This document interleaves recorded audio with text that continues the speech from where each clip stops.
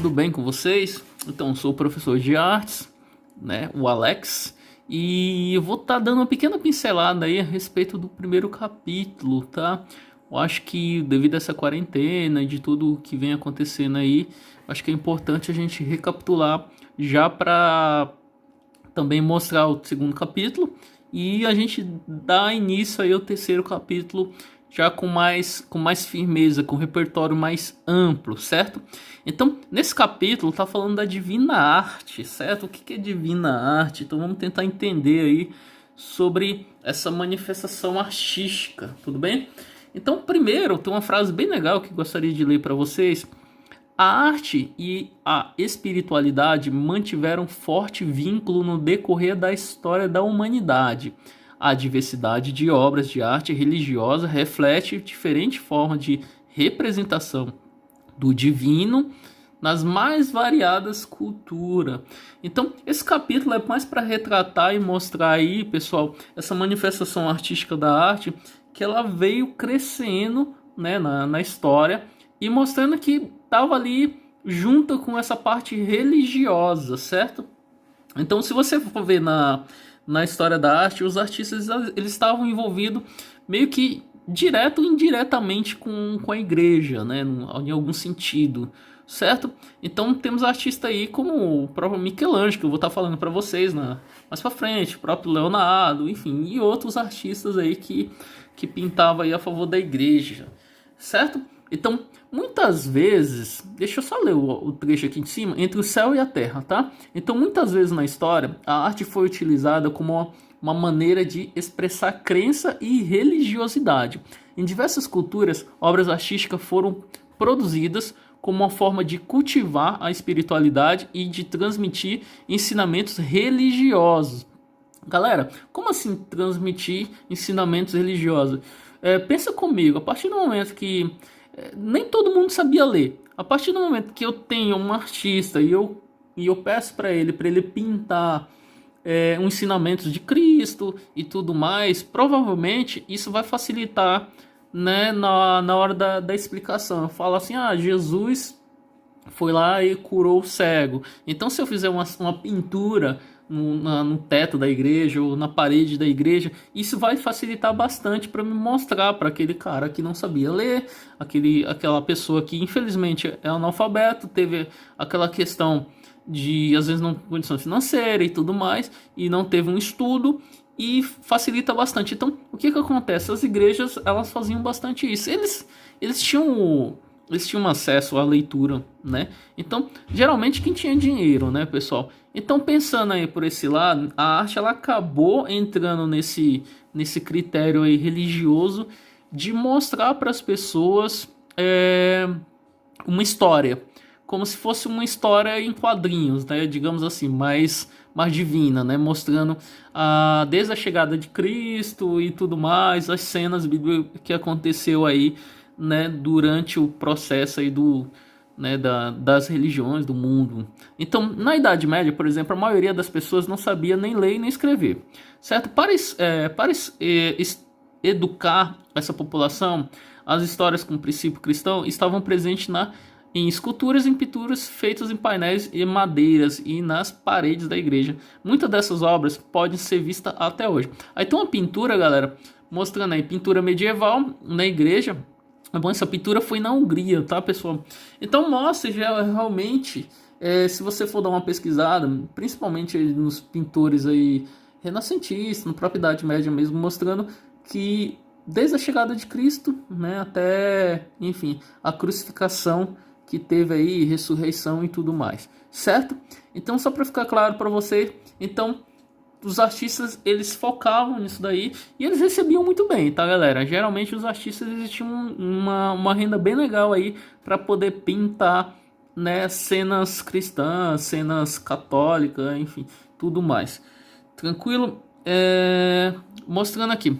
Então, há religiões que não se utilizam de representações humanas, mas de motivos abstrato ou painéis geométricos, como é o caso do islamismo, pessoal. Observe o grafismo produzido no interior de uma mesquita que é um lugar destinado para orações dos seguidores dessa religião. Então aí já no caso do islamismo, eles na arte eles colocam bastante formas geométricas, tá bom? Então essas formas geométricas é abstrato. O que é abstrato? Abstrato é que não tem nada figurativo. Então acaba indo nessa parte abstrata, mas querendo ou não, com um pouco de, além de ser padrões geométricos, mas um pouco de simetria, né? Então, às vezes tudo que acontece de um lado acontece do outro lado. Então tem uma certa organização na pintura e até mesmo de mosaico e tudo mais aí que o islamismo fazia, certo? Então continuando aqui, galera, aí tem uma dança, né? Estão mostrando aí, certo? Então dança indiana durante a feira, isso daí na Índia. Então a dança como uma manifestação artística também. Candomblé, certo? Que é uma religião afro-brasileira que cultua divindades conhecido como orixás, que representam a força da natureza. Olha só que interessante essa cultura aí do afro-brasileira, né, no caso, candomblé, que veio da África, né, e hoje em dia tem várias manifestações artísticas aí sobre o candomblé. O hinduísmo é a religião que cultua vários deuses e deusas, e a terceira religião mais praticada do mundo, só para você ter uma ideia, exercida principalmente na Índia, certo? Então tem vários tipos de manifestações artísticas aí relacionado à dança também, tá? Então quando a gente fala de arte, ela entra em tudo, tá, galera? Tanto teatro, música, dança, enfim, pintura, escultura e tudo mais nesse sentido. O homem e o universo. Então aí tá mostrando, né, uma mandala. Então a arte pode ser um exercício de espiritualidade e paciência, como acontece com os monges que praticam budismo, né, tibetano. Com areias coloridas, eles fazem grandes círculos denominados mandala. Então essa mandala, pessoal, geralmente rola uma simetria também. Geralmente mandala é algo muito bonito, geralmente em formato de círculo, e onde vai repetindo as formas geométricas nesse sentido, tá? E aí tem um exemplo bem grande aí, que tem uma produção mostrando desses grandes artistas aí contemporâneos, né? Então aí tem vitrais também, os vitrais da igreja, né, de Santo Egídio, no Edimburgo, pessoal, na Escócia. Vitrais na igreja, provavelmente você, verificando em algumas igrejas católicas, eles costumavam contar a cena da vinda de Cristo também. E os vitrais é algo bem forte mesmo nas religiões, geralmente até com um círculo na cabeça, a aurélia no caso, até para mostrar a claridade, né, a luz divina que passa por esses vitrais. Continuando aqui, pessoal, aí tem um estilo gótico, neste caso o estilo arquitetônico surgido na Europa medieval em oposição ao estilo românico. Tudo bem marcado pela verticalidade das construções interior, adornados nos vitrais com diversas portas e janelas. Aí tem um estilo românico, pessoal, que nesse caso o estilo arquitetônico surgido na Europa medieval, caracterizado também por construções horizontalizadas, pouco altas, galera. Isso é uma coisa que tem que ficar claro. Interior pouco adornado, com poucos detalhes, no caso, com poucas janelas e portas. Então tem a diferença tanto do estilo gótico como românico. Continuando aqui, o mundo acima de nossas cabeças. Quando eu falo mundo acima de nossas cabeças, que é um título aí, né, mostrando, então isso é uma pintura no teto da Capela Sistina, né? Quem pintou, galera, dá para imaginar, né? O grande ícone na pintura da Capela Sistina é o grande Michelangelo, né? Que foi contratado aí pelo Papa para produzir essa pintura maravilhosa aí, que conta aí toda a história, né? Tanto de Adão, Eva e tudo mais, né? Da história da Bíblia. Tudo bem? Galera, continuando. O Michelangelo, na realidade, além dele ter pintado o teto da Capela Sistina, tem um filme bem legal chamado Michelangelo Infinito, na realidade documentário, né? Tem alguns trechos aí que mostram o conflito do Michelangelo com o Papa, né? Mas todo esse processo do Michelangelo que ele pintou, ele viveu praticamente com o Vaticano, né? Então, quando ele estava mais ou menos numa fase bem avançada da vida dele, ele pintou também uma obra chamada Juízo Final, que fica na Capela Sistina, mas fica na parede. Então, grandes artistas aí do Renascimento, aí, como Tintoretto, Rafael, o grande Rafael que pintou a Escola de Atenas, o próprio Leonardo da Vinci, que era contemporâneo aí do próprio Michelangelo, né? O Leonardo da Vinci pintou Mona Lisa. Mas quando eu falo de ícone da pintura, o Michelangelo eu acho que ele entra em tudo, porque além de pintor, ele era escultor. Então ele se considerava mais escultor do que pintor. Então, na realidade, quando ele pintou o teto da Capela Sistina, se vocês notar de perto, às vezes com mais detalhe, né? Talvez o slide não está ajudando bastante, mas isso daí você encontra no livrinho de vocês. Mostra que as pinturas dele é como se passasse uma sensação de que fosse uma escultura. E isso o Michelangelo manjava muito, galera. Ele tinha muita facilidade para fazer escultura. Então, eu vou citar um exemplo aí, uma escultura que ele fez que foi bem bacana, que foi Pietà. Pietà, que na época que foi muito criticada aí pelo fato dele ter feito a mãe de Jesus mais nova, né? Então, para mostrar a pureza dela, aquela questão dela ser virgem e ter tido ele. Então, no caso, ele fez Davi também, ele fez Moisés, ele fez diversas esculturas aí que na história da arte aí foi um grande ícone, né, do renascimento cultural, certo?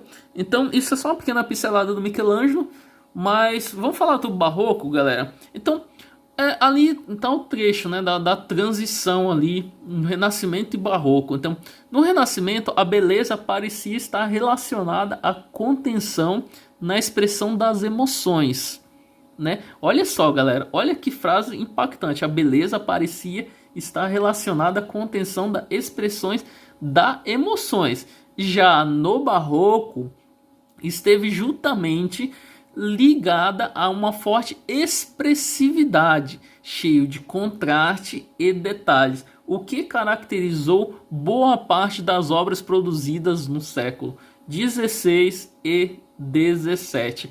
Galera, como é que eu reconheço uma obra barroca, galera? Como é que eu reconheço uma obra barroca? Isso a gente está falando aí. O barroco, galera, eles gostavam de usar bastante ouro. Tá bom? Então provavelmente você vê uma obra barroca, tem ouro, tem detalhes, tem contraste, tem emoção, né? A gente brinca até que hoje eu acordei barroco, hoje eu acordei cheio de drama, né? Então aí já no Brasil, galera, no Brasil, não falar aí do barroco mineiro, né? Então no Brasil esses elementos ficaram mais evidentes nas produções artísticas somente do século XVIII, certo? O nosso barroco desenvolveu as características próprias, é o jeitinho brasileiro, né? Principalmente o mineiro. Ele foi influenciado pelas riquezas da mineração da época e pela tradição religiosa local, que se tornou a principal temática do período. Então, quando a gente vai para Minas Gerais, pessoal, tanto Ouro Preto ali, a gente consegue observar que tem bastante igrejas barrocas que mostra ali o nosso grande ícone também, né? Qual é o nosso grande ícone? Quando a gente fala do barroco, galera, lá fora, tem alguns nomes específicos. Posso citar para vocês o Rembrandt, posso citar para vocês o Michelangelo de Caravaggio, diferente do Michelangelo que pintou o teto da Capela Sistina, tá, galera? Na história da arte existe dois Michelangelo. O Michelangelo Buonarroti, que pintou o teto da Capela Sistina, e o Michelangelo de Caravaggio, que ele nasceu em Caravaggio, por isso que eu uso esse nome, que não é Leonardo da Vinci, porque ele nasceu da Vinci. Então, são esses nominhos aqui. Mas isso eu estou falando do barroco, né, o barroco europeu. E o barroco mineiro só tem um nome, o Grande Aleijadinho, certo? Então, o Aleijadinho, galera, o nome dele, na realidade, era Antônio Francisco Lisboa, certo? Mais conhecido aí como Aleijadinho. Então, ele era um escultor, arquiteto nascido em Minas Gerais, e ele foi um personagem mais importante da história da arte. Recebeu um apelido de Aleijadinho devido a uma doença que atrofiou seus braços. Então, ele não conseguia se mexer, né? Tem uma facilidade aí nos seus membros, aí no caso as mãos, os pés e tudo mais, né, em algumas partes. do corpo, né? Outra pessoa que teve uma atrofia na história da arte, lembrando, foi a Anita Malfatti, tá? Depois dá uma pesquisadinha sobre ela. Então, mas que não se importou em continuar seu trabalho. Então, o artista chegou a amarrar instrumentos em seus braços para esculpir, certo? Galera, eu acho que eu já cheguei a comentar isso com vocês, mas não tem como uma pessoa com atrofia produzir tanta obra como o Aleijadinho produziu. Então provavelmente algumas pessoas podem ter aproveitado da fama dele para poder vender obra e tudo mais, tá? Mas foi um grande escultor, pintor e tudo mais.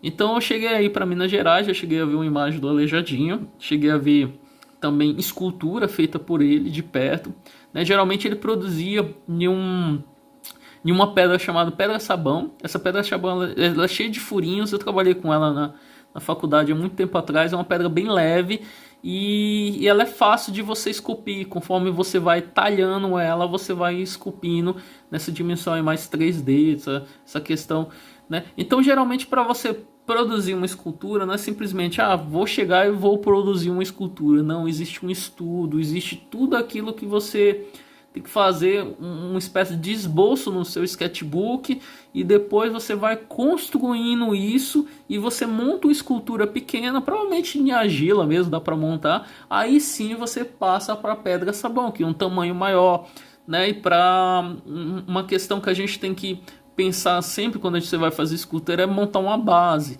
Então, eu espero ver esse processo em sala de aula com vocês. Eu acho que vai ser bem mais rico, né? Então, não ficar só na teoria. Eu acho que numa parte prática, eu acho que vai facilitar bastante aí, tanto você como artista aí, no seu repertório pessoal, ou até mesmo acadêmico aí futuramente, se você quiser seguir a carreira de artes. Tudo bem? Então, continuando aqui, o Aleijadinho, pessoal, ele morreu em 1814, mas deixou um patrimônio artístico composto por obras arquitetônicas, esculturas e entalhes que podem ser apreciados em várias cidades mineiras. Então, se você tiver a oportunidade aí, ou já foi para Minas Gerais, eu acho que vale a pena vocês conferir a obra do Antônio Francisco Lisboa, mais conhecido aí como vulgo Aleijadinho, tudo bem?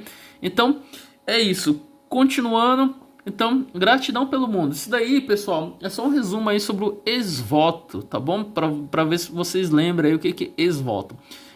Ex-voto, pessoal, é um objeto oferecido em retribuição a uma graça alcançada, ou seja, quando o pedido de um fiel é atendido por uma divindade em diferentes áreas, seja ela na saúde, do trabalho, emocional, amorosa, entre outras, certo? Então o ex-voto é considerado uma manifestação artística religiosa que pode ser encontrada em diversas épocas e cultura em todo o mundo. Pode ser materializado em pintura, escultura, molde de partes do corpo que foram agraciadas e objeto que tenha ligação direta com o pedido, pessoal. Cartas, placas, fitas, fotografia, maquetes, etc. É testemunho de gratidão, galera, que fica exposto no local público, destinado para este fim conhecido como sala de milagres. Então quem foi na Aparecida provavelmente já deve ter visto lá essa questão do ex-votos, tá bom? Esses objetos oferecidos aí em retribuição, certo? A um santo ou alguma entidade aí que provavelmente deve ter atendido uma questão e provocado um milagre aí. As pessoas acreditam nessa questão do ex-voto, então eles fazem isso e é uma sala enorme. Essa sala do milagre aí é cheio de mãos, pés, cabeças, tudo de cera, né? Então eles fazem isso como uma troca. Eu vou dar um exemplo aqui para vocês para facilitar bastante. Então isso daí é oferenda votivas, tá, galera? Então a partir do momento um primo tem um problema de cabeça e foi lá e fez um voto e tudo mais.